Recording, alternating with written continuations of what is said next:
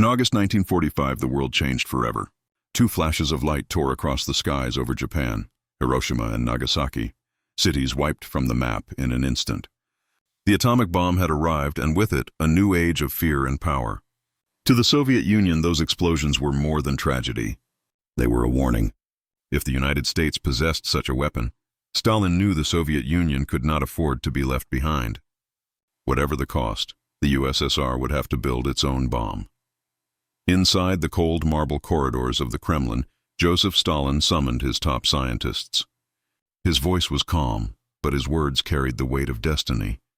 We must have the atomic bomb in the shortest possible time.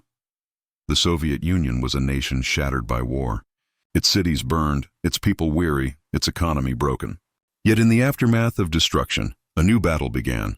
One not fought with tanks or rifles, but with equations, uranium, and ambition. The race for nuclear power had begun. While Soviet scientists worked day and night in their hidden laboratories, secret help began to arrive from the most unexpected places, the West.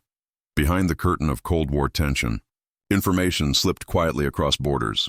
Blueprints, formulas, and classified reports were passed to Moscow by a small group of spies hidden inside the very heart of the Manhattan Project. Among them were Klaus Fuchs in Britain and Theodore Hall in Los Alamos. To the Western world, they were traitors. To the Soviets, they were heroes. Their stolen secrets became the blueprint for the Soviet bomb. Deep within the frozen steppes of Kazakhstan, the Soviets built a city that did not exist on any map, Arzamas 16. It was a city of ghosts, guarded by soldiers, surrounded by barbed wire, and dedicated to one purpose only, mastering the power of the atom. Thousands of engineers and scientists worked in silence, led by Igor Kurchatov, the brilliant bearded physicist who would come to be known as the father of the Soviet bomb. Every experiment carried danger. Every mistake could mean death. But failure was not an option.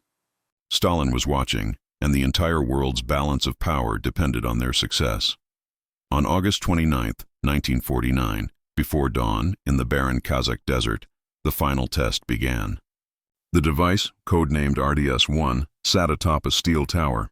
The scientists took cover inside a reinforced bunker. Then came the countdown.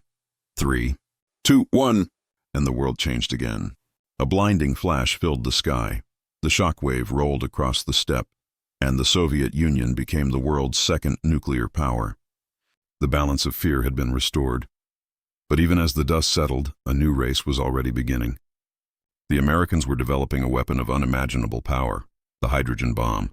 Once again, the Soviets refused to fall behind.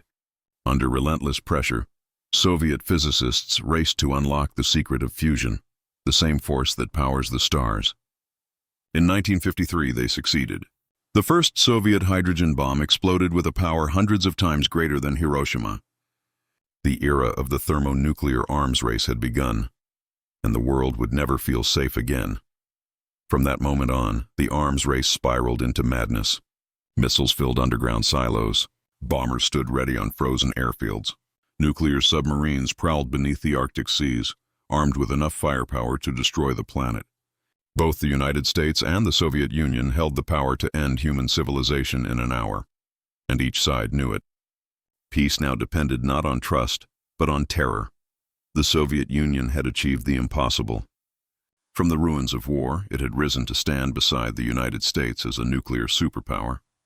Yet that victory came at a price. A nation consumed by secrecy, fear, and paranoia. The world may have avoided a third world war, but the shadow of the bomb still lingers. Decades later, the silos may stand silent, but their legacy still hums beneath the surface of our world, a reminder that humanity's greatest power is also its greatest danger.